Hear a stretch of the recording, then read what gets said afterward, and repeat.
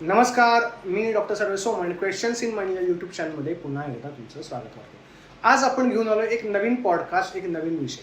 आणि आजच्या या पॉडकास्टमध्ये जे सहप्रायोजक आहेत ते आहेत इम्प्लांट डेंटल क्लिनिक. या क्लिनिकची सुरुवात 2011 साली झाली, ज्यावेळी डेंटल इम्प्लांट हा विषय देखील नवीन होता आणि तो लोकांना माहीत देखील नव्हता.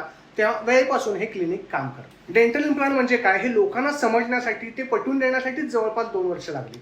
आज या क्लिनिकमध्ये तंत्रशुद्ध पद्धतीने जवळपास दर महिन्याला सरासरी 30 ते 40 इम्प्लांट या ठिकाणी होत असतात. यासोबतच इम्प्लांट अँड डेंटल क्लिनिकमध्ये कॉस्मेटिक डेंटिस्ट्री ही सुद्धा होत असते. डेंटल इम्प्लांटेशन हा विषय अजूनही नवीन आहे आणि याबद्दल मार्गदर्शन घेण्यासाठी आजच्या पॉडकास्टमध्ये जे डॉक्टर आलेले आहेत त्यांचं सर्वप्रथम आपण स्वागत करूया. Doctor Parth Bhingade sir. Sir नमस्कार.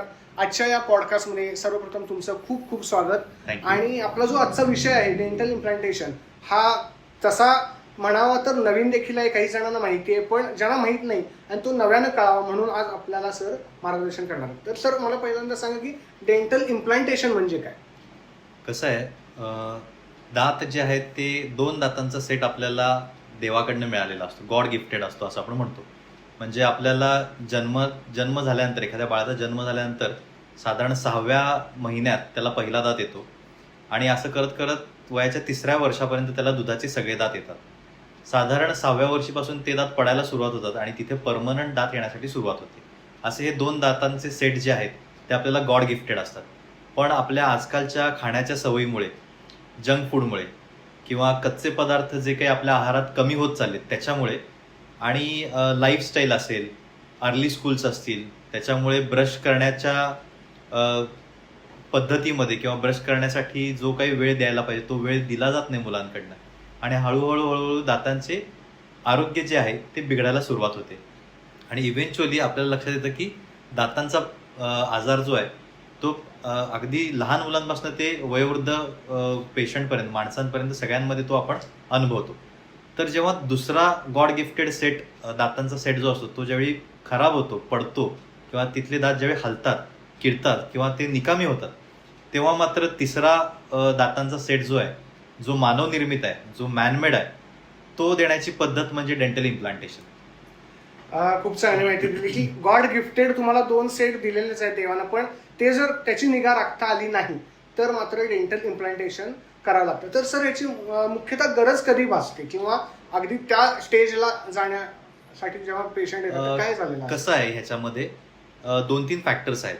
म्हणजे जनरली आपण असं म्हणतो की तिसऱ्या दातांचा सेट हा दुसऱ्या दातांचा सेट पडल्यानंतर किंवा खराब निकामी झाल्यानंतर आपण तिसरे मानवनिर्मित दात जे इम्प्लांटच्या सपोर्टने आपण बसवतो ते आपण देऊ शकतो.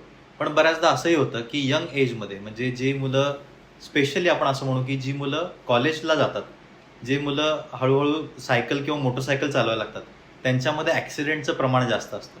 त्यांच्यामध्ये प्रामुख्याने समोरचे दात पडण्याचं, बिकॉज ऑफ ट्रॉमा किंवा बिकॉज ऑफ ॲक्सिडेंट समोरचे दात पडण्याचं प्रमाण जास्त असतं. आता पूर्वी जेव्हा डेंटल इम्प्लांटेशन ही ट्रीटमेंट यायची होती किंवा ती इंट्रोड्यूस झाली नव्हती तेव्हा आपण काय करायचो तर शेजारच्या दातांचा सपोर्ट घेऊन तिथे ब्रिज बसवला जायचा. पण आता शेजारच्या दातांचा ब्रिज बसवण्याच्या ऐवजी जो दात पडला आहे ॲक्सिडेंटमध्ये त्या दातामध्ये तिथल्या हिरडीचा वापर करून आपण त्याच्यावरती तिथे इम्प्लांट बसून त्याच्यावरती एक सिंगल दात किंवा 2 दात बसवता येतात. तर हे झालं यंग एजमधलं. जसं जसं वय वाढत जाईल तसे दातांचे प्रॉब्लेम्स वाढत जातात. प्रॉब्लेम्स म्हणजे काय तर दात किडणे, दाताचं रूट कॅनल झालं असेल तर ते रूट कॅनलला पण ठराविक लाईफ असते. ठराविक लाईफ नंतर ते रूट कॅनल केलेले दात पुन्हा दुखायला लागतात आणि मग ह्या स्टेजमध्ये आपल्याला ते दात काढावे लागतात. आणि तिसरी स्टेज जी आहे ती म्हणजे दात हलून पडतात. मग दात हलण्याचं मुख्यत्वे कारण काय असतं तर हिरडीचे आजार, ज्याला आपण पायोरिया म्हणतो, किंवा जसं त्वचेचे रोग असतात तसे हिरडीचे पण रोग असतात. त्याच्यामध्ये प्रामुख्यानं पायोरिया हा एक खूप वाईडली किंवा खूप ॲग्रेसिव्हली स्प्रेड होणारा आजार आहे, ज्याच्यामध्ये पेशंटच्या दातांची जी पकड, हिरडीची जी पकड असते दातावरती ती निकामी होते आणि मग दात हलू लागतात. अशा वेळी आपल्याला तिथे दाताचे डेंटल इम्प्लांट्स करून त्याच्या सपोर्टने तिसरा सेट जो मानवनिर्मित सेट आहे तो आपण तिथे देऊ शकतो. तर थोडक्यात ऑल टुगेदर सांगण्याचा हेतू हा आहे की यंग एजमध्ये जर असेल तर ते तिथे आपण डेंटल इम्प्लांट्स करतो. त्या केसमध्ये पेशंटला ट्रॉमा असतो किंवा ॲक्सिडेंट झालेला असतो. मिडल एजमध्ये दात निकामी झालेले असतात, किडून गेलेले असतात किंवा पूर्वीचे रूट कॅनल केलेले दात असतात की जे पुन्हा दुखायला लागलेले असतात, पुन्हा त्याच्यात इन्फेक्शन होतं.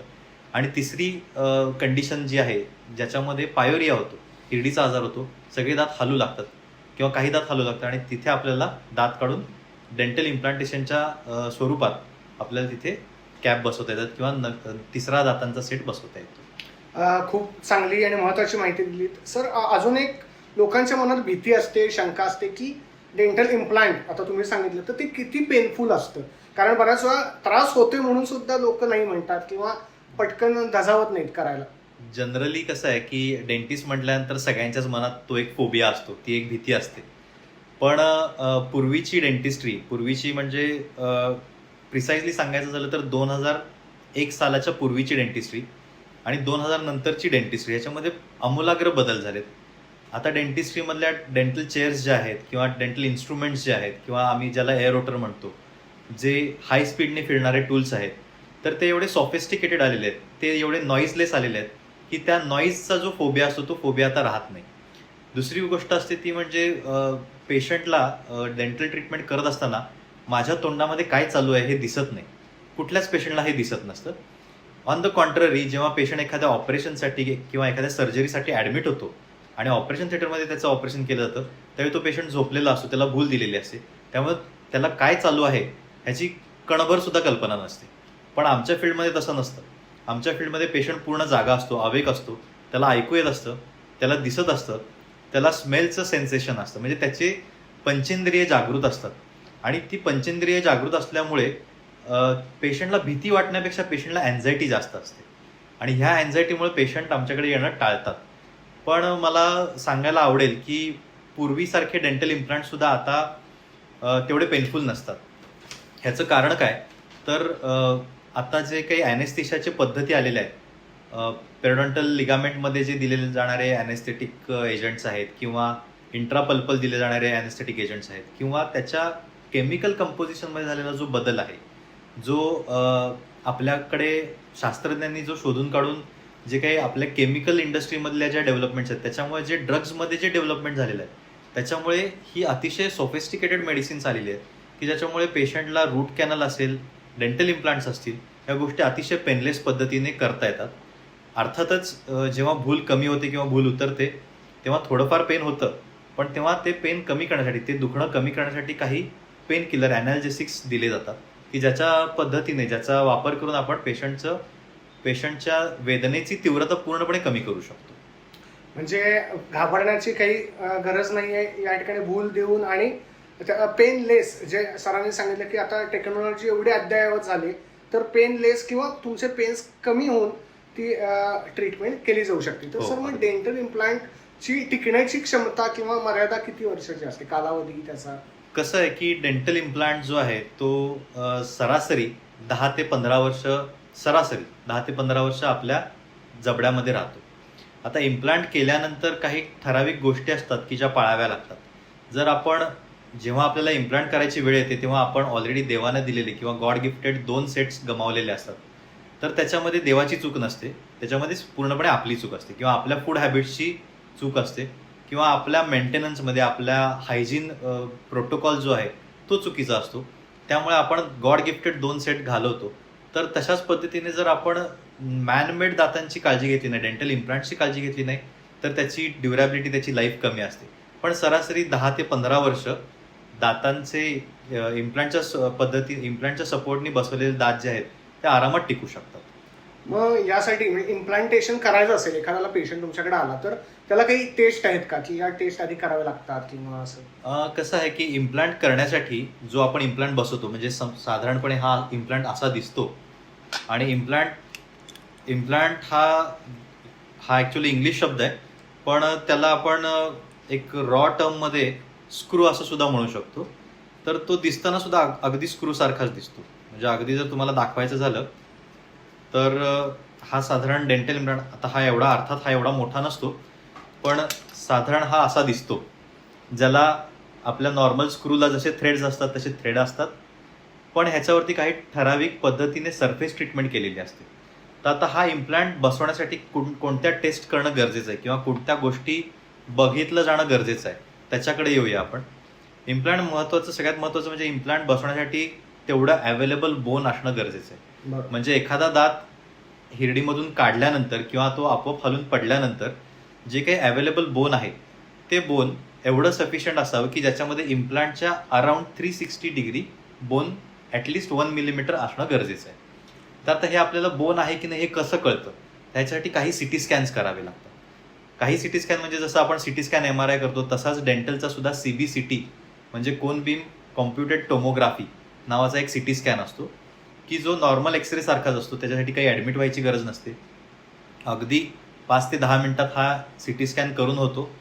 रिपोर्टिंग सुद्धा तुम्हाला सेम डे इव्हिनिंगला किंवा नेक्स्ट डे मॉर्निंगला मिळू शकतं.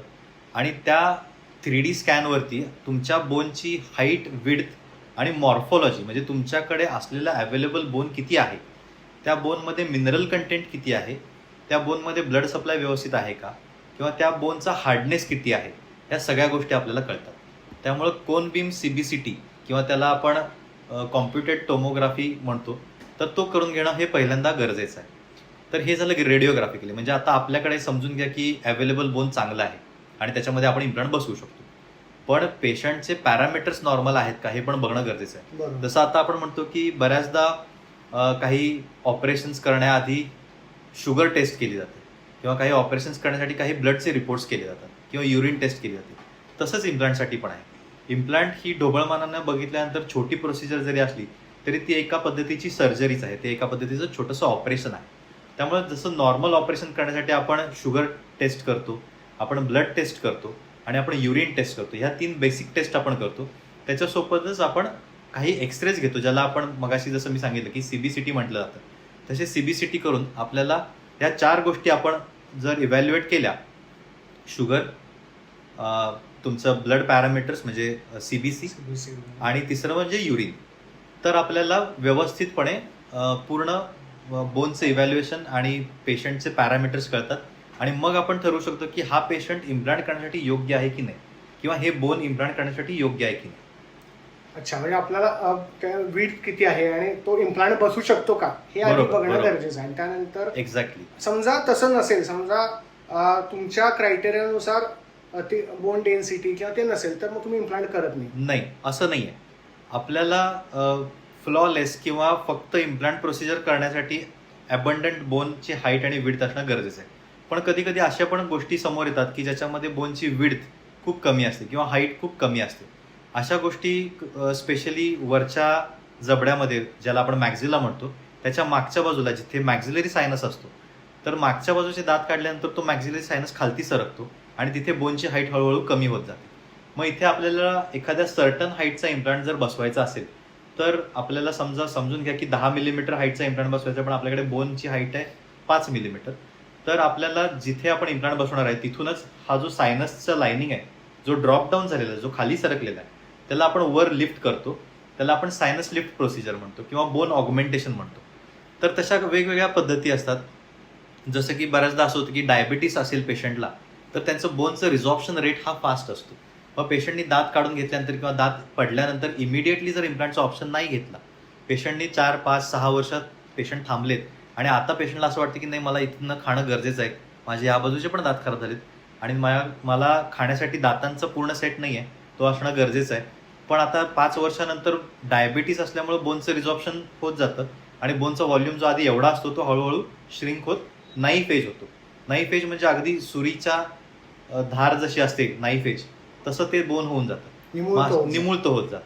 मग अशा केसमध्ये आपण काय करतो, तर त्या रिजला स्प्लिट करतो आणि रिज आपण दुभंगतो. ते जे बोन जे आहे ते आपण दुभंगतो आणि ते बोन दुभंगल्यानंतर जे काही मध्ये जागा मिळते तिथे आपण इम्प्लांट बसवतो. अशा पद्धतीनं जे ॲडिशनल प्रोसिजर्स करावे लागतात त्या वापरून आपण कोणत्याही पेशंटचे, म्हणजे तो डायबेटिक असू देत, नॉन डायबेटिक असू देत, त्याचं बोन कितीही रिझॉल्व्ह झालेलं असू देत किंवा बोन कितीही जास्त असू देत, आत्ताच्या तंत्रज्ञानानुसार ॲडिशनल प्रोसिजर्स करून, जसं की बोन ऑगमेंटेशन आहे, रिज स्प्लिट आहे, सायनस लिफ्ट आहे, आणि ह्या कुठल्याही पद्धती जर करता येत नसतील तर काही ठराविक, म्हणजे जसं की आता आपल्याला इम्प्लांट वरच्या आणि खालच्या जबड्यामध्ये करायचे आहेत, कारण दात आपल्याला वरचे खालचे हवे. पण बऱ्याचदा असं होतं की वरचा आणि खालचा जबडा पूर्ण रिझॉल्व्ह झालेला असतो आणि पेशंटचे पॅरामीटर्स एवढे पुअर कंडिशनमध्ये असतात की तिथे आपण बोन ऑगमेंटेशन किंवा ॲडिशनल प्रोसिजर्स करू शकत नसतो.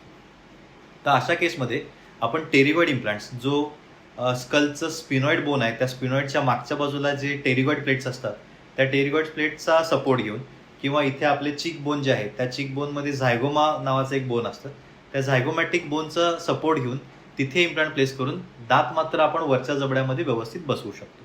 त्यामुळे सांगायचा हेतू हा आहे की तंत्रज्ञान आता एवढं विकसित झालेलं आहे की आपण फर्मली असं म्हणूच शकत नाही की हा पेशंट आपल्यासाठी कॉन्ट्राइंडिकेटेड आहे. म्हणजे थोडक्यात सांगायचं काय तर आता ही कंडिशनच नाही आहे की कुणाचे इम्प्लांट होऊ शकणार नाही.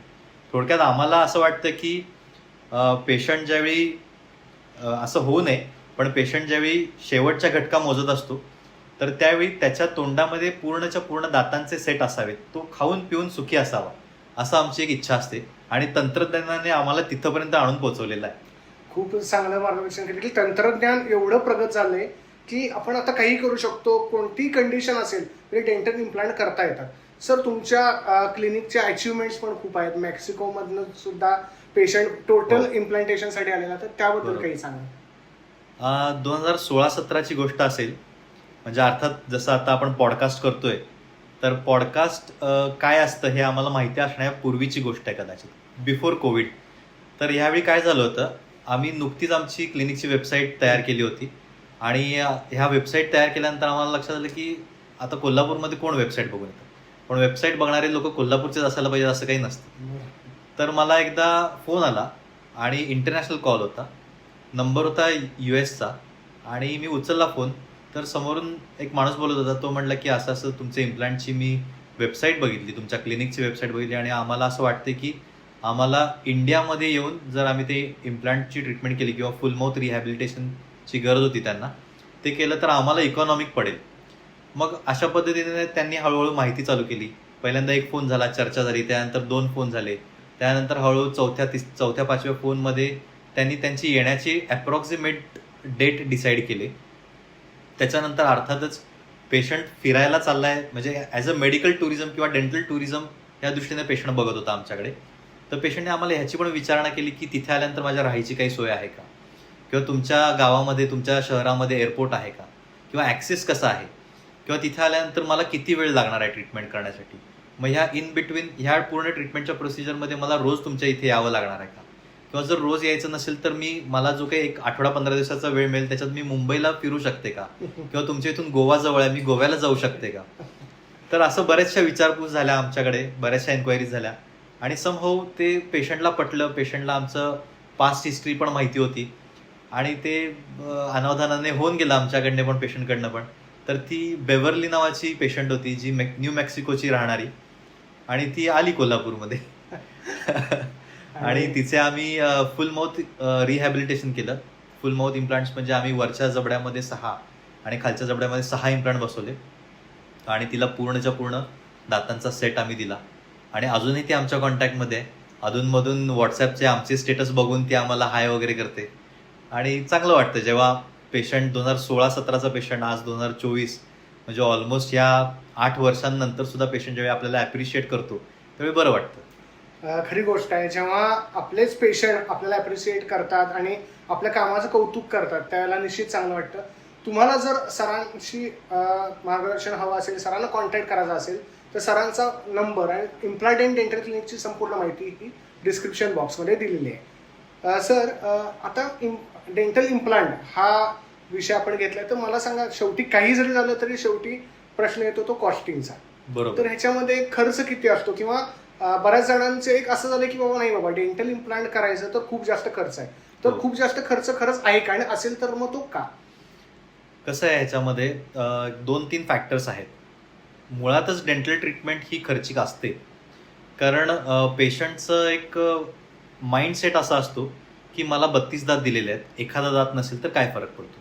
त्यामुळे मी 32 दातांमधला एखादा दुसरा दात गेला तर मी 30 दातांनी किंवा 31 दातांनी खाऊ शकतो किंवा माझं दैनंदिन जी काही दिनचर्या आहे त्याच्यामध्ये कुठला अडथळा येत नाही. पण तसं नाही आहे. डेंटल ट्रीटमेंट खर्चिक असण्यामागचं कारण सगळ्यात महत्त्वाचं हे आहे की इक्विपमेंट्स खूप कॉस्टली असतात. Dental chair itself is a operation theatre like condition. त्यामुळे जसं ऑपरेशन थिएटरमध्ये इक्विपमेंट लागतात तसं आमचा डेंटल चेअर हा एकच सेटअप असतो ज्याच्यामध्ये सगळे टूल्स असतात. आणि त्याच्यामुळे त्या चेअरचीच किंमत जास्त असते. बरोबर. दुसरी गोष्ट, जे काही वापरले जाणारे टूल्स असतात ते महाग असतात. सिमेंट्स जे वापरतो आम्ही ते महाग असतात आणि त्यामुळे त्या गोष्टी हळूहळू टप्प्याटप्प्याने खर्चिक होत जातात. पण हा खर्च आटोक्यात आणू शकतो का आपण? तर नक्कीच आणू शकतो. Always prevention is better than cure. त्यामुळे तुम्हाला जर डेंटल ट्रीटमेंट खर्चिक वाटत असेल, अर्थात खर्चिक आहेच, नाही असं नाही आहे, पण डेंटिस्टकडे जाऊन जर रुटीन फॉलोअप करत राहिलो आपण तर कन्सल्टेशन फी ही ॲक्च्युअल ट्रीटमेंट फीपेक्षा कमी असते. त्यामुळे प्रिव्हेन्शन हे आपल्याला त्यावेळी कळू शकतं किंवा तुमचा डेंटिस्ट तुम्हाला योग्य सल्ला देऊ शकतो. तर तुम्हाला मेंटेनन्स कसा करायला पाहिजे, काय करायला पाहिजे, कुठे कॅव्हिटी लागलेली आहे ती रिस्ट्रिक्ट करण्यासाठी आपण रूट कॅनलला जाऊ नये दात म्हणून तिथे वेळीच फिलिंग करायला पाहिजे. ह्या गोष्टी ज्या किरकोळ खर्चामध्ये होऊ शकतात त्या गोष्टी तुम्ही जर अवॉइड केल्यात तर मात्र साहजिकच मोठा खर्च उद्भवणं संभव आहे. आणि डेंटल ट्रीटमेंटमधला आत्तापर्यंतचा सगळ्यात मोठा किंवा सगळ्यात शेवटची ट्रीटमेंट आपण जर म्हटली तर ती डेंटल इम्प्लांट्स आहे. त्यामुळे सगळ्यात खर्चिक ट्रीटमेंट सुद्धा डेंटल इम्प्लांटच आहे. आता ही डेंटल इम्प्लांटची ट्रीटमेंट खर्चिक का आहे? तर मुळातच हा जो धातू वापरला जातो डेंटल इम्प्लांटसाठी तो जनरली असं असतं की हेड आणि नेक म्हणजे नेकच्या वरती जे काही इम्प्लांट्स केले जातात, न्यूरोसर्जन्स असतील, डेंटिस्ट असतील किंवा बाकीच्या मेडिकल फ्रॅटर्निटीचे लोक जे नेकच्या वरती काम करतात, तर तिथे कुठलेही फ्रॅक्चर असेल किंवा कुठलाही एखादं रोपण करायचं असेल तर जो धातू वापरला जातो तो टायटेनियम असतो. आणि तुम्हाला सगळ्यांनाच माहिती आहे की टायटेनियम हा गोल्ड, प्लॅटिनम, टायटेनियम ही जे नोबेल मेटल्स असतात हे ॲक्च्युली महाग असतात. आणि त्याच्यामुळे ह्याची सरफेस डिझाईन, ह्याच्या आतलं इंटरनल स्ट्रक्चर्स, ह्या सगळ्या गोष्टी कन्सिडर करून डेंटल इम्प्लांटची कॉस्ट पूर्वी अतिशय महाग होती.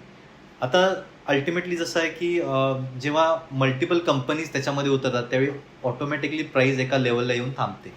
तर त्या पद्धतीनं बोलायचं झालं तर पूर्वी जे इम्प्लांट्स 50-55 हजारला केले जायचे सिंगल टूथसाठी, एका दातासाठी 50-55 हजार घेतले जायचे, तो रेट आता समवेअर अराउंड 25 ते 30 हजारला सेटल झाला आहे. आणि मला नाही वाटत की आता तो ह्याच्या खालती येईल. आला तर एक 4-5 हजार रुपये इकडे तिकडे असेल कोल्हापूरसारख्या ठिकाणी. अर्थात जशी लाईफस्टाईल, जशी ज्या शहराची लाईफस्टाईल जशी आहे त्याप्रमाणे तिथे चार्जेस असतात. एखादं अपेंडिक्सचं ऑपरेशन कोल्हापुरात करायचं झालं तर इथला खर्च कमी असतो, पण तेच ऑपरेशन मुंबईत करायचं असेल तर त्याचा खर्च जास्त असतो. त्याच पद्धतीने एखादा डेंटल इम्प्लांट कोल्हापुरात करायचं असेल तर कोल्हापूरमध्ये साधारण ॲव्हरेज कॉस्ट त्याची 25,000 ते 30,000 पर्यंत जाते. पण हेच जर आपण मुंबईमध्ये गेलो, पुण्यामध्ये गेलो किंवा अगदी चांगल्या दिल्लीमध्ये गेलो तर अजूनही तिथे 50 ते 55 हजार रुपये एका इम्प्लांटसाठी चार्जेस घेतले जातात. खूप चांगली माहिती दिली की कॉस्टिंग जास्त का आहे आणि कुठल्या प्रकारचा धातू याच्यामध्ये वापरला जातो. या ठिकाणी मला एक डिस्क्लेमर द्यायचं आहे की क्वेश्चन्स इन माइंड या चॅनलमध्ये जे डॉक्टर्स येतात ते आपले अनुभव शेअर करत असतात आणि ते आपल्याला मार्गदर्शन करत असतात. सर, आता तुमच्या हॉस्पिटलमध्ये कॉस्मेटिक डेंटिस्ट्री हा पण एक फॅकल्टी हा एक प्रकार आहे, तर तो पण होतो, तर त्याबद्दल काही सांगा. कॉस्मॅटिक डेंटिस्ट्री म्हणजे काय असतं तर जनरली कॉस्मॅटिक्स जो पार्ट आहे तो फेशियल कॉस्मॅटिक्सला जास्त प्राधान्य दिलं जातं. किंवा आता आपण पण बघतो की लिपस्टिक आहे, आयलायनर्स आहेत आणि लेन्स आहेत डोळ्याचे वगैरे, तर त्याला प्रामुख्याने खूप जास्त प्राधान्य दिलं जातं. पण तुम्ही एक इमॅजिन करून बघा की एखादा स्माइलिंग किंवा खूप छान दिसणारे एखादा फेस आहे आणि त्या फेसमध्ये जर एखादा दुसरा दात नसेल तर तो कसा दिसेल? म्हणजे जसं आपण म्हणतो की किती छान तेजस्वी त्वचा आहे, तसे किती छान व्हाईट पांढरे शुभ्र दात आहेत हे पण तेवढंच महत्त्वाचं आहे. तर कॉस्मेटिक डेंटिस्ट्री म्हणजे काय की समोरचे दिसणारे दात जे असतात, ज्याला आपण second premolar to second premolar हा एक तो स्माईल झोन आहे, तर त्या दातांमधलं जे काही कंपोजिटचं फिलिंग असेल किंवा एखादी कॅव्हिटी लागलेली असेल तिथे आपल्याला फील करायचं असेल तर ते सगळे कंपोजिट किंवा ते सगळे कॉस्मॅटिक फिलिंग्स जे आहेत ते ह्या कॉस्मॅटिक डेंटिस्ट्रीमध्ये येतात. स्पेशली मधल्या दोन दातांच्या मध्ये गॅप हा जाणवतो, तर तो गॅप फील करणं ज्याला आपण मिडलाईन डायस्टिमा क्लोजर म्हणतो. किंवा बऱ्याचदा पेशंटचं असं असतं की त्यांच्या चेहऱ्याच्या तुलनेत त्यांचे दात हे छोटे असतात, त्याची विजिबिलिटी कमी असते. त्यांच्या चेहऱ्याच्या तुलनेत त्यांच्या दातांचा शेप वेगळा असतो. त्याचा शेप जर आपण करेक्ट केला त्यांच्या फेशियल पॅरामीटर्सनुसार तर त्यांची स्माईल अजून उठून दिसते किंवा ती अजून एनहान्स झालेली दिसते. तर तशा पद्धतीने जी ट्रीटमेंट केली जाते ती सगळी ट्रीटमेंट आपण कॉस्मेटिक डेंटिस्ट्रीमध्ये करतो. त्याच्यासोबतच आपण आपल्या क्लिनिकमध्ये बोटॉक्स आणि फिलर्स सुद्धा केले जातात की जे अँटी रिंकल किंवा रिंकल्स असलेल्या चेहऱ्यांमध्ये वापरले जातात. तर मला सांगायचं मुख्यत्वे म्हणजे मिडलाईन डायस्टिमा क्लोजर म्हणजे 2 दातांच्या मधली फट बंद करणे आणि दातांचा साईज, शेप आणि कलर या तिन्ही गोष्टींमध्ये आपल्याला पाहिजे तसे अल्टरेशन्स करण्यासाठी आपण लॅमिनेट्स किंवा विनियर्स याचा सुद्धा वापर डेंटिस्ट्रीमध्ये करतो. तर त्या सगळ्याला कॉस्मेटिक डेंटिस्ट्री म्हटलं जातं. तर ती सुद्धा आम्ही म्हणजे मॅडम करतायत, दुर्गा करते ती प्रॅक्टिस. तर सिन्स लास्ट 2015 आम्ही कॉस्मेटिक डेंटिस्ट्री आमच्या क्लिनिकल प्रॅक्टिसमध्ये रुटीनली करतोय. खूप छान, खूप अद्ययावत आणि तंत्रज्ञान प्रगत आहेच आणि ते सगळं अपडेटेड तुमच्या क्लिनिकमध्ये आहे. मला सांगा की आता डेंटल इम्प्लांट केल्यानंतर बऱ्याच वेळा प्रश्न असतो की आता डेंटल इम्प्लांट माझं झालंय तर मग मी दात घासावे का किंवा दात घासायचे का? बरोबर आहे. अगदी म्हणजे अगदीच बेसिक प्रश्न आहे हा, पण सगळ्यांच्या मनात येणारा प्रश्न आहे.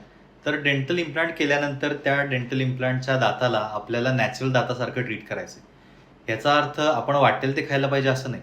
आपले दात हे 2 वेळा ब्रश केले गेले पाहिजेत, ते 2 वेळा घासले गेले पाहिजेत.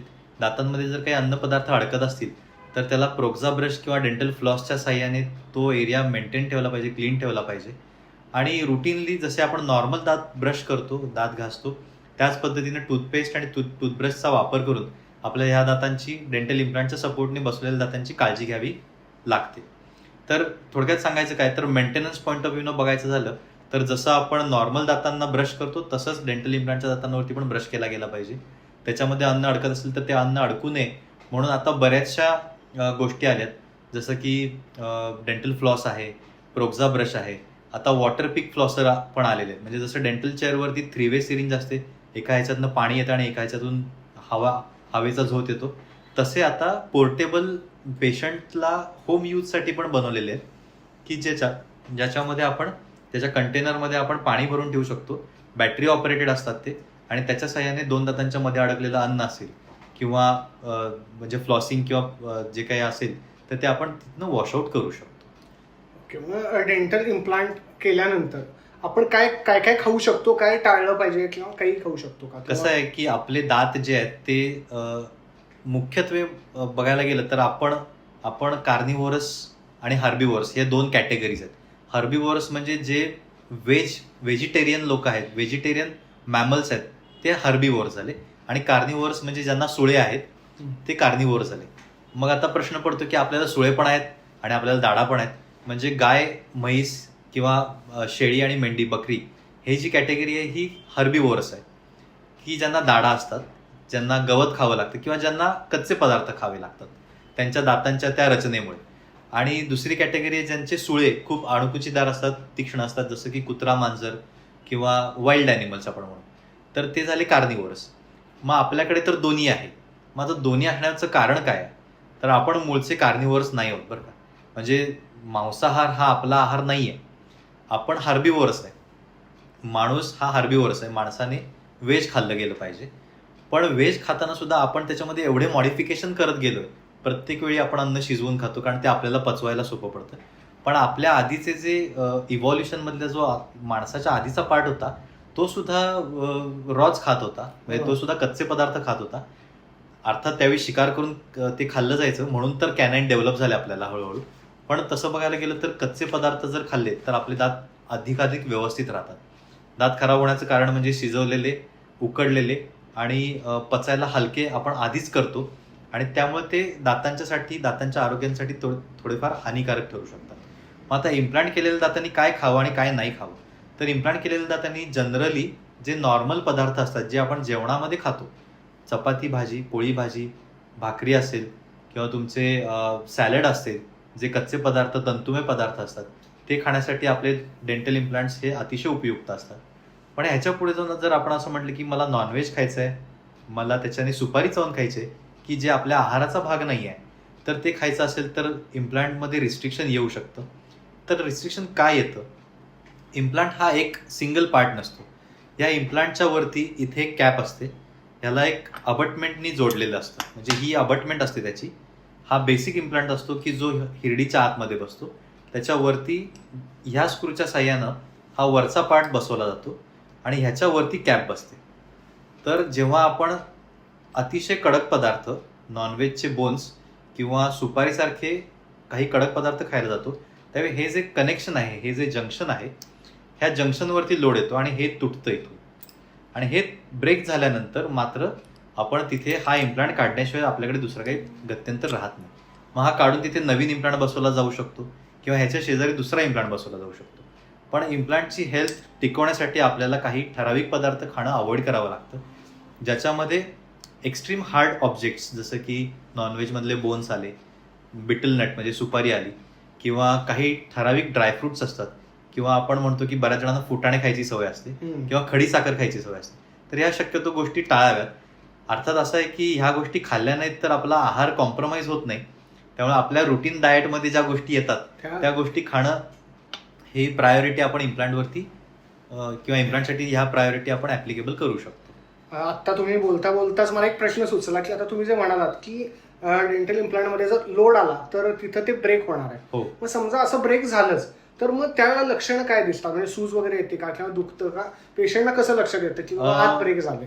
ह्याच्यामध्ये जेव्हा हे ब्रेक होतं आणि हा स्टँड अलोन सिंगल इम्प्लांट असतो, म्हणजे हा एकच दाढ आपण बसवलेली आहे आणि ती आता फ्रॅक्चर झालेली आहे, म्हणजे तो काही असे पदार्थ खाण्यात आलेत की ज्याच्यामुळे ह्याच्यावरती लोड आलेला आहे त्याच्या कनेक्शनवरती आणि तो तुटलाय. तर त्या केसमध्ये पेशंटला तिथल्या हिरडीला सूज येते, पण म्हणावं तेवढं पेन नसतं, म्हणजे डल पेन असतं. पेशंटला फक्त बाईट करताना जेव्हा पेशंट चावतो तेव्हा ज्यावेळी त्या कनेक्शनवरती स्ट्रेस येतो तेव्हाच फक्त पेन झाल्याचं जाणवतं. रेस्टिंग कंडिशनमध्ये पेशंट पेनलेस असतो, त्यामुळे पेशंटला इझिली आयडेंटिफाय होत नाही की नेमकं काय झालंय. त्यामुळे दर 6 महिन्यानंतर म्हणजे इम्प्लांट केल्यानंतर सुद्धा आम्ही असं रेकमेंड करतो पेशंटला की तुम्ही प्रत्येक 6 महिन्यानंतर फॉलोअपसाठी येत जावा. शेवटी हा मेंटेनन्सचा पार्ट आहे. जसं मी म्हटलं की ब्रश करणं, डेंटल फ्लॉस वापरणं हा मेंटेनन्स, तो घरातला मेंटेनन्स आहे. पण जसं आपण आपली कार सर्व्हिसिंगसाठी दर 4-6 महिन्यानंतर सर्व्हिस स्टेशनला घेऊन जातो, तसं आपल्या तोंडात बसवलेले जे काही डेंटल इम्प्लांट्स आहेत ते सुद्धा मेकॅनिकल पार्ट आहेत. त्याचं सर्व्हिसिंग किंवा ते व्यवस्थित आहेत की नाहीत हे बघणं सुद्धा तेवढंच महत्त्वाचं आहे. आणि त्याच्यासाठी आपल्याला दर 6 महिन्यांनी, दर 8 महिन्यांनी किंवा वर्षातनं एकदा तरी आपल्या डेंटिस्टकडे जाऊन फॉलोअप एक्सरेज घेणं महत्त्वाचं आहे किंवा त्यांना दाखवून घेणं महत्त्वाचं आहे. कारण बऱ्याचदा ह्या गोष्टी अनआयडेंटिफाईड राहतात पेशंटच्याकडनं आणि मग त्या कधी लक्षात येतात ज्यावेळी तो पूर्ण इम्प्लांट तुटून जातो आणि आता मला काही खाताच येत नाही आहे, मग आता मी काय करायला पाहिजे. मग अशा लास्ट स्टेजमध्ये पेशंटनी डेंटिस्टकडे परत जाणं ह्याच्यापेक्षा मेंटेनन्ससाठी वर्षातनं 1-2 वेळा जस्ट फॉलोअप व्हिजिटसाठी किंवा जसं मी म्हटलं की prevention is better than cure, तसं काही प्रिव्हेंटिव्ह गोष्टी करायला पाहिजेत का मी हे विचारण्यासाठी दर 6 महिन्यांना एक डेंटल व्हिजिट करणं ही महत्वाची. नाही, अगदी महत्वाची गोष्ट सांगितली. मला पण तो अनुभव येतो की डेंटिस्टकडे नॉर्मली तुम्हाला तर येतोच की दाताचं काम झालंय त्यानंतर डॉक्टरला विसरूनच जातात जोपर्यंत नवीन काही उद्भवत नाही. आणि असं होतं की नाही आता मी ओके आहे, मला पेन्स नाही आहे. इव्हन तुम्ही म्हटलात की डेंटल इम्प्लांटमध्ये जेव्हा ब्रेक होतं त्यावेळेला पेन्स झाल्यावरच डॉक्टरची आठवण येते किंवा मेंटेनन्स राखूया. ऍक्च्युली कसं आहे सर, ह्याच्यामध्ये दातांमध्ये जसं आपल्याला बऱ्याचशा संवेदना असतात, म्हणजे आपल्याला टचची संवेदना असते, आपल्याला थंडी वाजलेल्याची संवेदना असते, कारण आपल्याला त्वचा असते. तसं दातांमध्ये फक्त एकच संवेदना असते, ती म्हणजे पेनची. आणि त्याच्या अलीकडे एक संवेदना येते आजकाल, ती म्हणजे सेन्सिटिव्हिटी, जी आपण काही कोल्ड किंवा काही हॉटला किंवा काही गरम पाणी पिताना किंवा चहा पिताना किंवा थंड काही खाताना जी जाणवते, तर दॅट इज सेन्सिटिव्हिटी. तर तो भाग हा असा आहे की एखादा चिमटा काढल्यानंतर जसं तुम्हाला दुखतं, चिमटा सोडल्यानंतर दुखायचं थांबतं, तशी ही सेन्सिटिव्हिटी असते. पण दाताचं सगळ्यात मुख्य जे काही संवेदना असतात त्या पेनच्या असतात की ज्या कंटिन्युअस राहतात. म्हणजे एखादी गोष्ट झाल्यानंतर जर तुम्हाला दातामध्ये दुखतंय आणि ते पेन जर तुम्हाला 10 मिनिटापेक्षा जास्त वेळ सस्टेन, म्हणजे ते पेन चालूच आहे आणि ते अनबेरेबल होते, 10 मिनिटांपेक्षा ते पेन आहे, कंटिन्युअस आहे, तर मात्र तुम्हाला डेंटिस्टकडे जावंच लागतं. तर बाकीच्या काही संवेदना नसल्यामुळे एकदम लास्ट स्टेजला आल्यानंतरच पेशंटना कळतं की आता हा दात दुखायला लागलाय तर ह्याला काहीतरी झालं असावं. पण अनफॉर्च्युनेटली देवाने आपल्याला जे दात दिले त्याच्यामध्ये फक्त एकच संवेदना दिल्या पेनच्या. त्यामुळेच मी म्हणतो की मेंटेनन्समध्ये पिरियडिक फॉलोअप्स ज्या असतात त्या फार महत्त्वाच्या आहेत. अगदी महत्त्वपूर्ण माहिती दिली की दाताची ट्रीटमेंट करत असताना आणि ट्रीटमेंट झाल्यावर डॉक्टरांचा, जे कोण डेंटिस्ट असतील त्यांच्याशी संलग्न राहणं, त्यांच्या बरोबर फॉलोअप कंटिन्यू घेत राहणं गरजेचं असतं. तर या डेंटल इम्प्लांटची जी ट्रीटमेंट असते तर त्याचा कालावधी किती असतो, म्हणजे साधारण तुम्ही इम्प्लांट केला तर साधारण किती महिने लागतात ते प्रोसिजर कंप्लीट? कसं आहे की इम्प्लांट आपण ज्यावेळी बसवतो एखाद्या जबड्यामध्ये किंवा एखाद्या हाडामध्ये ज्यावेळी आपण इम्प्लांट बसवतो त्यावेळी तो मेकॅनिकली टाईट केलेला असतो, म्हणजे आपण आवळून बसवतो सोफिस्टिकेटेड इन्स्ट्रुमेंट्स असतात, पण तो शेवटी गोल फिरून तो तिथे बसवलेला असतो. तर त्याला इनिशियली मेकॅनिकल स्टॅबिलिटी म्हटलं जातं. म्हणजे तो मेकॅनिकली आपण तिथे बसवतो. नंतर हळूहळू ह्या इम्प्लांटच्या सरफेसवरती काही ट्रीटमेंट केलेली असते, म्हणजे ज्याच्यामुळे तिथं बोनच्या सेल्स ज्या आहेत, ऑस्टिओब्लास्टिक सेल्स ज्या आहेत, त्या अट्रॅक्ट होतील आणि ह्या बोनचे जे थ्रेड्स आहेत, ह्या इम्प्लांटचे जे थ्रेड्स आहेत ह्याच्यामध्ये ते ॲक्युम्युलेट होतील आणि ह्या इम्प्लांटची बायोलॉजिकल स्टॅबिलिटी हळूहळू वाढत जाईल, ती इम्प्रूव्ह होत जाईल. मग जेव्हा आपण इम्प्लांट सुरुवातीला बसवतो त्यावेळी तो साधारण 35 ते 40 न्यूटन पर सेंटीमीटरच्या टॉर्कला रिव्हॉल्व करून गोल फिरून बसवलेला असतो. ती झाली मेकॅनिकल स्टॅबिलिटी. पण जेव्हा जेव्हा त्याच्यामध्ये बोन ग्रो होतं तेव्हा तो इम्प्लांट जो आहे तो बायोलॉजिकली स्टेबल होतो आणि आफ्टर 3 मंथ्स, म्हणजे इम्प्लांट बसवल्याच्या दिवसापासून 3 महिन्यानंतर त्या इम्प्लांटमध्ये जो मेकॅनिकली टाईट केल्यानंतर 25 ते 30 किंवा 30 ते 40 न्यूटन पर सेंटीमीटरला टाईट केलेला असतो, तो 3 महिन्यानंतर ऑलमोस्ट 100 to 200 न्यूटन पर सेंटीमीटरच्या टॉर्कला अनस्क्रू करावा लागेल एवढी स्टॅबिलिटी त्याची वाढते. म्हणजे आपण साधारण म्हणू शकतो की 4 ते 5 तो स्टेबल होतो. मग जेव्हा हा इम्प्लांट पूर्ण स्टेबल होतो, म्हणजे 4-5 स्टेबल होतो, बायोलॉजिकली स्टेबल होतो, तेव्हा त्याच्यावरती आपण कॅप बसवतो. थोडक्यात सांगायचं, एक छोटंसं गमतीशीर उदाहरण सांगायचं झालं तर आपण 10 वर्षाच्या मुलग्याच्या पाठीवरती 10 किलोचं पोतं जर दिलं तर तो तेवढ्या कार्यक्षमतेनं ते पेलवू शकत नाही. पण तेच जर 50 वर्षाच्या माणसाला किंवा 40 वर्षाच्या माणसाच्या खांद्यावरती आपण 10 किलोचं पोतं दिलं तर तो सहजपणे ते उचलू शकतो. तसंच आहे, जेव्हा इम्प्लांट आपण पहिल्या दिवशी बसवतो तेव्हा तो 10 वर्षाचाच असतो असं आपण म्हणू शकतो, किंवा तो खूप अगदी त्याच्या इनिशियल स्टेजमध्ये असतो. जसं जसे त्याच्यामध्ये बोनचे सेल्स वाढतात, जसे जसे त्याची स्टॅबिलिटी वाढते, तसं 3 महिन्यानंतर किंवा 3.5 महिन्यानंतर तो पूर्ण मॅच्युअर होतो आणि आता मात्र त्याच्यामध्ये 50 किलो वजन उचलण्याची किंवा 50 किलोच्या माणसामध्ये जेवढी ताकद असते, एका ॲडल्ट इम्प्लांटची जेवढी बेअर पोटेन्शियल असते तेवढं त्याच्यामध्ये येतं. आणि आता मात्र तो वरच्या दाताचा फोर्स बेअर करण्यासाठी किंवा वरती इम्प्लांट असेल तर खालच्या दाताचा फोर्स बेअर करण्यासाठी किंवा एखादं फूड पार्टिकल्स क्रश करण्यासाठी त्याची तेवढी ताकद वाढते. त्यामुळे एखादा इम्प्लांट बसवल्यानंतर 3 महिन्यानंतर त्याच्यावरती आपण कॅप बसवतो आणि साधारण ही ट्रीटमेंट ही 4 महिन्यात कम्प्लीट होते. म्हणजे पहिल्या डे 1ला आपण इम्प्लांट बसवतो, त्यानंतर 15 days follow up, 1 month follow up, 2 month follow up, 3rd month फॉलोअपच्या वेळी आपण त्याचं माप घेतो कॅपसाठी आणि वरच्या दाताच्या ॲनाटॉमीनुसार, शेजारच्या दातांच्या ॲनाटॉमीनुसार तिथे आर्टिफिशियल टूथ स्ट्रक्चर बनवलं जातं आणि ते टूथ स्ट्रक्चर त्या इम्प्लांटच्या आतमध्ये आपण स्क्रूने टाईट करून बसवतो. पण त्यावेळी तो आतला जो इम्प्लांट असतो तो 3 महिन्याचा मॅच्युअर झालेला असतो आणि आता त्याच्यामध्ये तेवढं पोटेन्शियल आलेलं असतं की तो सगळं चावून खाऊ शकेल. तर ऑल टुगेदर म्हणायचं झालं तर 3 महिने हा त्याचा एक ॲव्हरेज टाइम ड्युरेशन आहे. पण बऱ्याचदा काही कंडिशन्स अशा असतात की ज्या कंडिशनमध्ये आपण अर्ली लोडिंग करतो. लोडिंग म्हणजे कॅप बसवणे किंवा त्याच्यावरती दात बसवणे. तर अर्ली लोडिंग हा जो कन्सेप्ट आहे तो आपण कधी वापरतो, जेव्हा मल्टिपल इम्प्लांट्स असतील. म्हणजे जसं की आपण एखाद्या शेताला कुंपणं बांधतोय तर आपण काही व्हर्टिकल पिलर्स तिथे उभे करतो आणि त्याला आडव्या तारेने जोडतो. मग त्यातल्या एखाद्या पिलरला जर तेवढी स्टॅबिलिटी नसेल तर शेजारचे पिलर त्या आडव्या तारेमुळे त्याला सपोर्ट देतात. तसाच काहीसा कन्सेप्ट इथे आहे. म्हणजे आपण काही मल्टिपल इम्प्लांट्स जर तिथे करत असो, फुल आर्च ज्याला आपण म्हणतो, म्हणजे ज्या पेशंटना कवळी आपल्याला काड्या घालायची कवळी रेप्लिकेट करायचे किंवा ट्रान्सफॉर्म करायचे फिक्स कवळीमध्ये, तर काही अंतरांवरती, ठराविक अंतरांवरती आपण 6 ते 7 इम्प्लांट बसवतो आणि त्याच्या सपोर्टने आपण दात देतो. मग जेव्हा मल्टिपल इम्प्लांट्स तिथे येतात त्यावेळी त्याचा कंपाऊंड टॉर्क जो असतो तो साधारण 120, 130, 150 न्यूटन पर सेंटीमीटरपेक्षा जास्त होतो आणि मग त्या केसमध्ये आपण त्याच्यावरती इमिडिएट दात बसवू शकतो. पण ह्यावेळी जे आपण दात बसवतो ते टेम्पररी असतात. 3 महिन्यानंतर ते आपण टेम्पररी दात काढतो.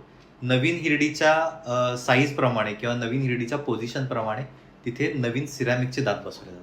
म्हणजे हा जो इंटरिम किंवा तात्पुरत्या दातांचा कन्सेप्ट जो आहे तो फक्त मल्टिपल इम्प्लांट्सच्या बाबतीतच आपल्याला करता येतो. सिंगल किंवा डबलच्या बाबतीत शक्यतो आम्ही नाही करत, कारण तो इम्प्लांट स्टेबल होण्याच्या आधी जर आपण त्याला मुवमेंट देत राहिलो तर तो तेवढा इंटिग्रेट होत नाही, त्याला ऑशिओ इंटिग्रेशनला तेवढा टाइम मिळत नाही, वेळ मिळत नाही.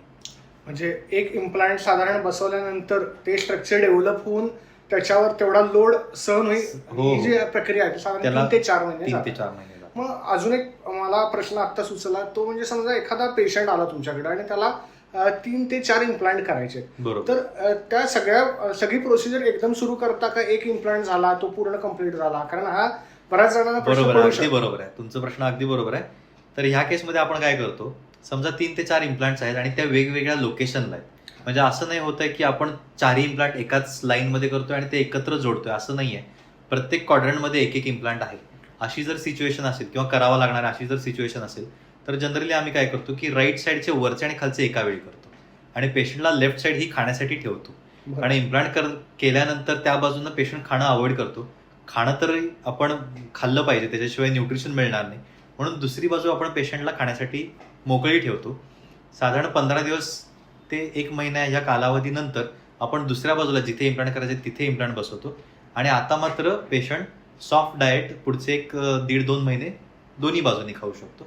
आणि त्याच्यानंतर मग 3 महिने ज्यावेळी पूर्ण होतात त्यावेळी चारही बाजूचे इम्प्लांट्स च्या कॅप ज्या आहेत त्या आपण एका वेळी बसवतो. आणि समजा सलग इम्प्लांट करायचे असतील तर मग अशा केस सलग इम्प्लांट करायचे असेल तर सगळे इम्प्लांट एका वेळी केले जातात. एकाच वेळी केले जातात. कारण कसं असतं की आपण ज्यावेळी भूल देतो त्यावेळी ती भूल लोकलाइज जरी असली तरी ती भूल जी असते ती क्वाड्रंट कव्हर करते. म्हणजे आपल्या तोंडाचे 4 भाग होतात. व्हर्टिकल लाईन आणि हॉरिझॉन्टल लाईन मार्क केली तर प्रत्येक क्वाड्रंट असतो. तर ज्यावेळी आपण भूल देतो त्यावेळी ती भूल फक्त तेवढाच एरिया कव्हर न करता तो क्वाड्रंट कव्हर करत असते. त्यामुळे तिथे आपण 1 असेल किंवा 2 असेल किंवा 4 इम्प्लांट एकाच क्वाड्रंटमध्ये असतील तर ते सलग केले जातात. मग हे इम्प्लांट बसवल्यानंतर ह्याचा मेंटेनन्स काही असतो का? म्हणजे तुम्ही म्हटलात की दर 6 महिन्यांनी दाखवायला पाहिजे, तर हो. हे रुटीन चेकअप झालं, पण हो. त्या व्यतिरिक्त मेंटेनन्स म्हणून काही असतं का? मेंटेनन्समध्ये हाच एक पार्ट आला की पेशंटकडनं मेंटेन करणं म्हणजे सॉफ्ट डाएट किंवा नॉर्मल जेवणातले पदार्थ खाणं, हा एक मेंटेनन्सचा पार्ट झाला. दुसरा पार्ट झाला म्हणजे आपली हिरडी जी असते ती कंटिन्युअस एकाच लेवलला नसते. जेव्हा तिथे एखादा प्रोस्थेसिस येतो किंवा एखादी फॉरेन बॉडी तिथे येते त्यावेळी सेल्फ डिफेन्स मेकॅनिझमनुसार ती हिरडी थोडीशी खालती सरकते. त्याला आपण जिंजॉल रिसेशन म्हणतो. आणि जिंजॉल रिसेशन होण्यासाठी खूप कालावधी लागतो, पण रिसेशन हे होत असतं. असं रिसेशन जर झालं तर 2 दातांच्या मध्ये थोडासा गॅप पडतो आणि तिथे अन्नकण अडकायला चालू होतात. मग ते अन्नकण थोडे थोडे अडकत असतात. तो जर मेंटेन झाला नाही, ती जर हिरडी तिथली क्लीन झाली नाही किंवा अडकलेले अन्नपदार्थ वेळोवेळी निघाले नाहीत तर मात्र तिथे हिरडीचं रिसेशन जे आहे, गम्सचं रिसेशन जे आहे ते हळूहळू वाढत जातं. तर हा मेंटेनन्स करणं म्हणजे काय की तिथलं अडकलेले अन्नपदार्थ वेळच्या वेळी काढत राहणं, प्रोक्झा ब्रश वापरणं, वॉटर पिक फ्लॉसर्स जसं मी तुम्हाला मगाशी सांगितलं की ते वॉटर जेट्स आता अवेलेबल झालेले आहेत मार्केटमध्ये, ते वापरणं, आणि लास्टली तुमच्या डेंटिस्टला पिरियॉडिक व्हिजिट्स देणं. तर हा मेंटेनन्सचा भाग आहे. मग हे आता डेंटल इम्प्लांट करत असताना इम्प्लांट केल्यानंतर काही त्रास जाणवलाय किंवा कॉम्प्लिकेशन काही उद्भवले असं कधी पाहण्यात आलंय का? नाही, जनरली जर आपण जसं मी तुम्हाला सुरुवातीला म्हटलं, पहिला 1-2 प्रश्न आपले असे होते की काय गोष्टी बघितल्या गेल्या पाहिजेत इम्प्लांट करण्यासाठी, तर त्या तंतोतंत तुमच्या डेंटिस्टनी जर फॉलो केल्या असतील, त्या जर व्यवस्थित त्याचे पॅरामीटर्स व्यवस्थित फॉलो करून मग तुमचा इम्प्लांट जर बसवला गेला असेल तर 99% ऑफ द टाइम्स कुठलाही प्रॉब्लेम येत नाही. 1% प्रॉब्लेम काय येऊ शकतो तर तो इम्प्लांटच इंटिग्रेट झाला नाही. बऱ्याचदा काय होतं की हा जो इम्प्लांट कंपनीकडनं प्रोव्हाइड केला जातो तर त्याचं पॅकेजिंग जे असतं ते ओपन झालेलं असू शकतं. तर हा इम्प्लांट पूर्ण स्टराईल असतो. अनस्टराईल कंडिशनमध्ये जर इम्प्लांट बसवला गेला, म्हणजे ह्याची जर स्टरिलिटी ब्रेक झाली असेल तर मग त्या केसमध्ये इम्प्लांट बसवल्यानंतर पेशंटला त्रास उद्भवू शकतो. आता हा त्रास म्हणजे काय असतो तर इम्प्लांट हलू शकतो. म्हणजे तो 3 महिन्यात जसं आपण म्हटलं की पूर्ण घट्ट होतो, तसा पहिल्या 1 महिन्यात त्याची जर व्यवस्थित काळजी घेतली नाही, म्हणजे त्याच्यावरती इम्प्लांट बसवल्यानंतर आपण त्याच्यावरती कॅप बसवलेली नाही आहे, आपण कॅप किंवा क्राऊन बसवलेलं नाही, पण तरी सुद्धा पेशंटने मुद्दाम तो किती घट्ट झाला हे बघण्यासाठी त्याच्यावरती काही खाऊन बघितलं, चावून बघितलं, तर तो स्टेबल होत नाही. प्लस त्याचं जर स्टरलायझेशन ब्रेक झालं असेल तर तो स्टेबल होत नाही.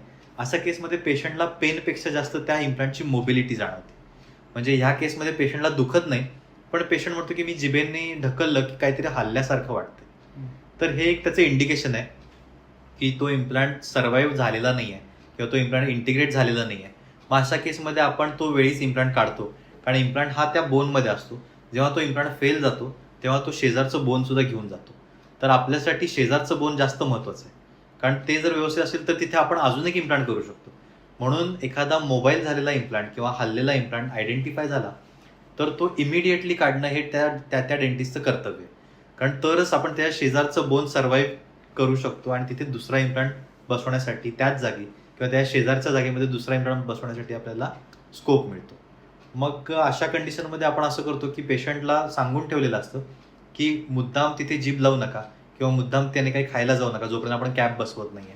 आणि समजा जर असं काही झालं की पेशंटला वाटलं की ते हलतंय तर आपण तो इमिडिएटली काढतो आणि त्याच्यानंतर तिथलं सगळं डिब्राईड करून घेतो. म्हणजे तिथले जे काही फायब्रस इंटिग्रेशन झालेलं असतं ते सगळं क्लीन करतो आणि त्याच जागी नवीन इम्प्लांट बसवला जातो.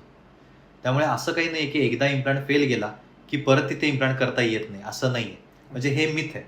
म्हणजे असं पण होतं बऱ्याचदा की इकडचा इम्प्लांट म्हणजे आम्ही मल्टिपल इम्प्लांट्स केलेले असतात, 3-4 ठिकाणी इम्प्लांट केलेले असतात, एकच कुठला तरी फेल जातो. आता तो फेल जाण्याचं कारण काय असतं तर त्याच्या वरचा दात किंवा तिथे वरती जर इम्प्लांट असेल तर त्याचा खालचा दात हा त्याच्यावरती टच होत असतो प्रत्येक वेळी घास खाताना, नोईंगली अननोईंगली. आणि ते एक कारण उत्पन्न होतं की त्या इम्प्लांटची स्टॅबिलिटी कॉम्प्रोमाइज होते. मग त्या केसमध्ये आम्हाला तो जर लवकर आयडेंटिफाय झाला तर आम्ही तो लगेच रिमूव्ह करतो आणि त्या केसमध्ये इम्प्लांट बसवतो, पण तो थोडासा अशा हाईटला बसवतो की खालचा दात किंवा वरचा दात त्याला टेकणार नाही. म्हणजे त्याला स्ट्रेस फ्री करून टाकतो आपण. करेक्ट, त्याच्यावर प्रेशर येणार नाही असं. आता तुम्ही म्हटलं जसं की इम्प्लांटेशन हा तसा बघायला गेलं तर लास्ट चॉईस आहे. हो बरोबर. तर मग कधी माझा एक प्रश्न असा होता की समजा ऍक्सिडेंटल, तुम्ही म्हटला की ऍक्सिडेंटल इंजुरी झाली आणि इम्प्लांट करावा लागला, तर एक नॉर्मली इम्प्लांटेशन, डेंटल इम्प्लांटेशनचं जे आयुष्य तुम्ही म्हटलात की एक 15 वर्ष आणि चांगलं राखलं तर आणखीन वाढेल. पण एखाद्याला यंग एज मध्ये जर इम्प्लांट करायला लागला आणि त्याचं वय समजा 25 वर्षाचं आहे तर कुठेतरी त्याला वयाच्या 40ला परत त्रास व्हायला लागला तर तो इम्प्लांट करून परत नवीन इम्प्लांट टाकता नाही. कसं असतं, जेव्हा 3 महिने पूर्ण होतात आणि हा इम्प्लांट स्टॅबिलाइज होतो बोनमध्ये, म्हणजे त्या इम्प्लांटच्या थ्रेडमध्ये जेव्हा नवीन बोन तयार होतं तेव्हा तो इम्प्लांट काढणं अशक्य असतं. म्हणजे तेव्हा तो इम्प्लांट फेलही जात नाही आणि तो काढताही येत नाही. तो जर वर्स्ट केसमध्ये काढावा लागला तर त्याच्या शेजारचं बोन सुद्धा कट करून त्या बोन सकट तो काढावा लागतो. मग जसं मी म्हटलं की इम्प्लांटचं आयुष्य हे 10 ते 15 वर्ष आहे, तर त्याचा अर्थ नेमका काय, तर 10 ते 15 वर्षाचं आयुष्य हे इम्प्लांटच्या वरच्या कॅपचं असतं. एकदा तो इम्प्लांट बोनमध्ये बसवला आणि तो इंटिग्रेट झाला की तो इम्प्लांट हा देवाघरी जाताना आपल्या सोबत असतो. त्यामुळे सांगण्याचा हेतू काय की 15 वर्षानंतर त्याच्या वरची कॅप बदलायला लागू शकते. खाऊन खाऊन जसं किंवा चालून चालून जसे गुडघे आपले झिजतात आणि आपल्याला नी रिप्लेसमेंटची गरज पडते, तसं चावून चावून सुद्धा आपल्या दातांची झीज होत असते. मग 15 वर्षानंतर काय होतं तर त्या दाताच्या वरचं सिरामिक जे असतं ते सिरामिकचं कोटिंग निघून जातं आणि आतला मेटल एक्सपोज होतो. अशा केसमध्ये आपल्याला वरची कॅप बदलायला लागते. पण आतला इम्प्लांट जो बोनमध्ये बसवलेला आहे आपण, जो इंटिग्रेट झालेला आहे, जो स्टेबल झालेला आहे, तो तसाच राहतो टिल डेथ.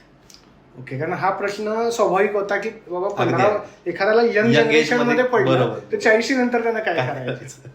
आता तुम्ही म्हणाला वेगवेगळे इन्स्ट्रुमेंट आले, तर त्याबद्दल मला एक प्रश्न हे झाला की ब्रशिंग मध्ये म्हणजे ब्रश, तर इलेक्ट्रिक ब्रश पण आलेत, तर ते वापरावे का पेशंटनी किंवा त्याचा फायदा चांगला होतो का? कसं आहे माहिती का, इलेक्ट्रिक ब्रश, आता तुमच्या आधीच्या पॉडकास्टमध्ये पॅराप्लेजिया आणि आपण हे सगळं बघितलं, तर ज्या पेशंटमध्ये पॅराप्लेजिक पेशंट्स असतील किंवा क्वाड्रिप्लेजिक असतील किंवा फिजिकली हँडिकॅप पेशंट जे असतात किंवा जी लोक फिजिकली हँडिकॅप असतात किंवा मेंटली रिटार्डेड लोक जे असतात की ज्यांचा ओरल मेंटेनन्स व्यवस्थित त्यांना स्वतःहून ठेवता येत नाही किंवा घरातल्या लोकांना तो करता येत नाही, अशा लोकांसाठी ॲक्च्युली मोटराइज ब्रश बनवले गेलेले आहेत. पण आता त्याच्यामध्ये म्हणजे सुरुवातीच्या काळात जे मोटराइज ब्रश होते त्याचं प्युअर इंटेन्शन असं होतं की ज्यांना ब्रश करताना हाताचे मुवमेंट करता येत नाही आहेत त्यांच्यासाठी हा मोटराइज ब्रश असावा की जो स्वतः फिरेल आणि स्वतः तो सगळा एरिया क्लीन ठेवेल. पण त्याच्यामध्ये फक्त रोटरी मोशन्स असायचे, म्हणजे क्लॉकवाईज अँटी क्लॉकवाईज. आता रिसेंट जे ब्रशेस आलेले आहेत त्याच्यामध्ये अल्ट्रासॉनिक व्हायब्रेशन्स असतात, मॅग्नेटोस्ट्रिक्टिव्ह मुवमेंट्स असतात, म्हणजे बारीक व्हायब्रेशन्स असतात की जे इलेक्ट्रोप्लेटिंगसाठी वगैरे आपण करतो ना तसं ते काइंड ऑफ असतं. तर त्याच्यामुळे काय होतं की त्या व्हायब्रेशन्समुळे दातावरचा प्लाक आपोआप निघून जातो. त्यामुळे पूर्वी आम्ही सांगायचो की this is not for you, this is for physically mentally handicap or quadriplegic or some medically compromise पेशंटमध्ये. आता समजा एखादा पेशंट ICU मध्ये ऍडमिट आहे आणि तो स्वतः ब्रश करू शकत नाही, पण त्याच्या तोंडामध्ये ओरल कॅन्डिडियासिस वाढू नये म्हणून त्याने मोटराइज ब्रश वापरायलाच पाहिजे. पण आताचे जे ब्रश आलेत, जसं तंत्रज्ञान विकसित होत गेलं मगाशी मी तुम्हाला बोललो तसंच ह्याच्यामध्ये पण आता एवढे डेव्हलपमेंट झालेले आहेत की आता अल्ट्रासॉनिक ब्रशेस आलेले आहेत आणि ते एवढे चांगले आहेत की ते फक्त फिरत नाहीत तर त्यातून व्हायब्रेशन सुद्धा येतात आणि ते प्लाक रिमूव्ह करायला जास्त हेल्पफुल असतात. त्यामुळे आम्ही रेकमेंड करताना जनरली जे फिजिकली व्यवस्थित आहेत त्यांना त्यांच्या हातानेच ब्रश करा म्हणून सांगतो. पण बऱ्याचदा असं होतं की छोटी मुलं जी असतात स्कूलमध्ये जाताना गडबड करतात, ब्रश व्यवस्थित करत नाहीत, त्यांच्यासाठी ते एक अट्रॅक्शन असतं. म्हणजे छोट्या मुलांचे टूथब्रश जर तुम्ही बघितलं तर त्याच्यावरती बॅटमॅन असतो, मुलींच्या टूथब्रशवरती बार्बी असते. तर हे त्यांना समहाऊ ती गोष्ट त्यांच्या अंगवळणी पडण्यासाठी केलेले काही एफर्ट्स आहेत. तर त्याच्यामध्ये मोटराइज ब्रश पण छोट्या मुलांचे आलेले आहेत, ते छोट्या मुलांनी वापरावेत असं मी रेकमेंड करतो. किंवा जे जेरियाट्रिक पेशंट आहेत, old age patient, above 60s above 70s, तर त्यांना ना त्यांचे टॅक्टाईल सेन्सेशन एवढे कमी झालेले असतात की त्यांना लक्षात येत नाही की कुठे ब्रश केलेला आहे आणि कुठे करायचा राहिलेला आहे. तर अशा ठिकाणी पण मोटराइज ब्रशचा वापर आपण करू शकतो. पण जे मिडल एज मधले आहेत त्यांना मला असं वाटतं की त्यांनी सॉफ्ट ब्रिसल्सचे आणि मॅन्युअली करता येतील असे ब्रश वापरावे. खूप चांगली माहिती दिली सर की डेंटल इम्प्लांट करताना घाबरण्याचं काही कारण नाही आहे. डेंटल इम्प्लांट केल्यानंतरचं लाईफ इम्प्लांटेशनचं किती असतं आणि त्यानंतर कॉम्प्लिकेशन आले तर काही येऊ शकतात आणि त्यावर पण मात होऊ शकते आपण बघितलं. जाता आता अजून एक प्रश्न आहे की एखाद्याला एकच दाताचं इम्प्लांट करायचं आहे, समजा पुढचाच दात आहे, आणि तर त्यावेळेला त्या इम्प्लांट बसवताना तुम्ही ते शेडिंग कसं मॅच करता, कारण प्रत्येकाचं स्ट्रक्चर, प्रत्येकाचा दाताचा कलर हा वेगळा असतो. बरोबर आहे. तर मग कंपनीकडनं कसं येतं किंवा तुम्ही शेडिंग काय करता? नाही, खूप चांगला प्रश्न विचारलात तुम्ही. तर आपण काय करतो, जेव्हा सिंगल अँटिरियर समोरचा दात जो स्माइल डिझायनिंग मध्ये येतो किंवा स्माइल झोन मध्ये येतो, असा दात जर आपल्याला इम्प्लांट करायची वेळ आली तर फक्त तुमचा व्हाईट एस्थेटिक्स म्हणजे पांढऱ्या रंगाचं मॅचिंग हा फक्त प्रश्न नसतो, त्याच्याबरोबर आपल्याला गुलाबी रंग सुद्धा मॅच करावा लागतो. म्हणजे त्याचे गम्स किंवा तो त्याने स्माइल केल्यानंतर त्याचा वरचा ओठ किती वर जातोय आणि किती त्याच्या गम्सना विजिबिलिटी मिळते हे सुद्धा आपल्याला बघावं लागतं. परत त्या दाताची हाईट आणि शेजारची दातांची हाईट ही मॅच करून घेता येईल का ह्याचं पण भान ठेवावं लागतं. त्यामुळे अशा पेशंटमध्ये इम्प्लांटची पोझिशन ही व्हर्टिकली किती व्यवस्थित असायला पाहिजे, शेजारच्या दातांच्या तुलनेत तो इम्प्लांट किती रुंद अरुंद असायला पाहिजे, त्याची हाईट किती असायला पाहिजे, या सगळ्या गोष्टी इम्प्लांट बसवताना किंवा सर्जरी करताना आपल्याला बॅक ऑफ द माइंड घ्याव्या लागतात. कारण त्याच्याशिवाय आपल्याला दाताची साईज मेंटेन करता येत नाही. असं करून चालत नाही की शेजार राईट साईडचा सेंट्रल इन्सायझर 10 मिलीमीटरचा आहे आणि लेफ्ट साईडचा जो पडलेला आहे तो मी बसवताना 12 मिलीमीटरचा बसवला आहे, असं बसून चालणार नाही ना, तर ती बायोलॅटरल सिमेट्री मेंटेन होणार नाही. मग ह्या केसमध्ये आम्हाला प्री सर्जिकल इव्हॅल्युएशन करावं लागतं. ते इव्हॅल्युएशन आपल्याला CBCTच्या माध्यमातून करता येतं किंवा काही ॲडिशनल प्रोसिजर ग्राफ्टिंग वगैरे करावं लागतं. आणि आता राहिला प्रश्न, आता आपण इम्प्लांट बसवलाय जो आपण एक्झॅक्ट पोझिशनला बसवलाय ज्याच्यामुळे आपल्याला दाताची उंची किंवा विड्थ जी आहे ती मेंटेन करता येईल. आता दाताचा रंग कसा मॅच करायचा, तर ह्याच्यासाठी फार कमी लोकांकडे ही गोष्ट आहे. आपल्या इथे कोल्हापूरमध्ये तर अगदीच फार कमी लोकांकडे आहे. पण डेंटल स्कॅनर म्हणून एक गोष्ट येते, जे एक इन्स्ट्रुमेंट असतं की ज्याच्या साहाय्यानं आपण इम्प्लांटचं इम्प्रेशन घेतो. म्हणजे पूर्वी जसं एक साचा मिक्स केला जायचा, मोल्ड मिक्स केला जायचा, तो तोंडात ठेवला जायचा आणि त्याच्यानुसार जो काही डाय तयार होईल त्याच्यावरती कॅप्स बनवल्या जायच्या. तर आता तसं नाही केलं जात.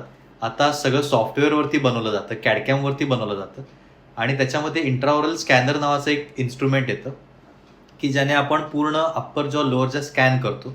त्याच्यामध्ये प्रत्येक दाताची ॲनाटॉमी, साईज, शेप, विड्थ, कलरमध्ये सुद्धा हिरडीच्या जवळ दाताच्या भागातला कलर, मधल्या दातातल्या भागाचा कलर आणि जी इन्सायझल एज आहे तिथे किती ट्रान्सल्युसन्सी आहे, तो ग्रेइश किती आहे, तो ब्लूइश किती आहे आणि त्याच्यामध्ये डेंटिनचं एक्सपोजर किती आहे किंवा त्याचा ह्यू किती आहे, व्हॅल्यू किती आहे आणि क्रोमा किती आहे, या तिन्ही गोष्टी आपल्याला या स्कॅनरमध्ये कळतात. आणि ह्याच्या पद्धतीनं आपण हे जे इन्स्ट्रक्शन्स आहेत ते लॅबमध्ये दिले की त्यानुसार आपल्याला त्याच्याशी मिळता जुळता, साधारण 90% मिळता जुळता दात आपल्याला तयार करून ते देतात. मग नंतर ह्या दाताची आपण ट्रायल घेतो आणि ट्रायल घेताना आपण नेहमी डे लाईटमध्ये घेतो. म्हणजे जनरली आता तुम्ही जर आमच्या क्लिनिकमध्ये येऊन बघितलं तर आमच्या क्लिनिकमध्ये जे काही लाईट आहेत ते सगळे व्हाईट लाईट नाही आहेत, ते सगळे डे लाईट आहेत. म्हणजे संध्याकाळच्या वेळी सुद्धा आम्हाला सूर्यप्रकाशात जसं लाईट मॅच करता येते तसं आम्हाला संध्याकाळच्या वेळी सुद्धा करता येतं. तर त्याच्यासाठी म्हणजे ही गोष्ट मनात किंवा डोक्यात ठेवून आपल्याला काम करावं लागतं की आपल्या चेअरचा लाईट कसा आहे, आपण कुठल्या लाईटमध्ये दातांचा कलर किंवा साईड शेड वगैरे मॅच करतोय आणि मग त्यानुसार आम्ही आमच्या क्लिनिकमध्ये ह्या सगळ्या गोष्टी करतो. तर ही थोडीशी लेंदी प्रोसेस आहे, कारण पेशंट असं म्हणतात की दात तयार झाले आता बसवत का नाही आहेत, कारण आम्हाला फायनल फिनिशिंगपर्यंत सगळं व्यवस्थित डिलिव्हर करायचं आहे. त्यामुळे शेवटच्या स्टेजला थोडासा वेळ लागतो, पण पेशंटचं सॅटिस्फॅक्शन जोपर्यंत होत नाही पेशंट जर म्हटलं की नाही, म्हणजे आम्ही पेशंटची कॅब बसवली आणि पेशंटला घरी गेल्यानंतर घरातल्यांनी सांगितलं की अरे इथे कुठेतरी हे थोडंसं 19-20 वाटतंय, म्हणजे ही शेड एक्झॅक्ट मॅच होत नाहीये, काहीतरी बदल आहे, काय आहे ते मला माहिती नाही. आणि पेशंट आमच्याकडे परत आला हे सगळं कारण घेऊन की हे असं असं आमच्या घरातले म्हणतात, तर आम्ही विदाऊट एनी हेजिटेशन तो बदलून टाकतो क्रम. डेंटल इम्प्लांट हा आजचा आपला विषय होता आणि मला असं वाटतं की या माध्यमातून डेंटल इम्प्लांटेशन बद्दल जी काय माहिती आहे, जी काय लोकांना वाटणारी भीती आहे, ही दूर झाली असेल. आणि आजच्या या पॉडकास्टमध्ये जे डॉक्टर आलेले आहेत ते डॉक्टर पार्थ भिंगाडे सर. तुम्ही या पॉडकास्टमध्ये आलात आणि अत्यंत सोप्या शब्दात आपल्या व्ह्युअर्सना माहिती दिली, त्याबद्दल धन्यवाद. नमस्कार. आणि मला इथं सांगायचं की जर तुम्हाला डॉक्टर पार्थ भिंगाडे सरांशी संपर्क साधायचा असेल, त्यांचं मार्गदर्शन हवं असेल, तर त्यांची लिंक, त्यांच्या क्लिनिकची लिंक, त्यांचा नंबर डिस्क्रिप्शन बॉक्समध्ये दिलेला आहे. आणि आपल्या क्वेश्चन्स इन माइंड या चॅनलवरचे मागचे पॉडकास्ट जर तुम्ही बघितले नसतील, जे पॅराप्लेजिया, हायड्रोथेरपी, डायबेटीस, लिव्हर सिरोसिस यासारख्या अनेक विषयांवर आपण पॉडकास्ट केलेले आहेत.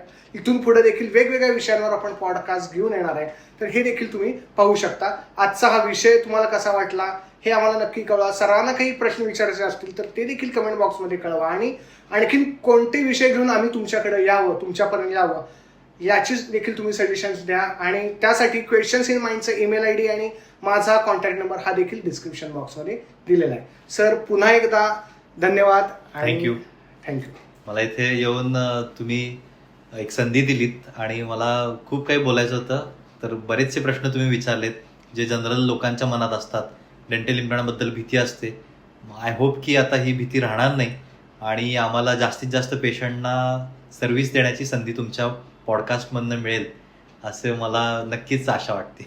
येस, खूप छान सरांनी विषय उलगडून सांगितला, त्यामुळे मला असं वाटतं की आता भीतीचं काही कारण नाहीये. फक्त दाताची निगा वेळच्या वेळी सरांनी जे सांगितलं त्यानुसार ती राखली गेली पाहिजे. तर पुन्हा एकदा थँक्यू आणि भेटू आपण पुढच्या पॉडकास्टला.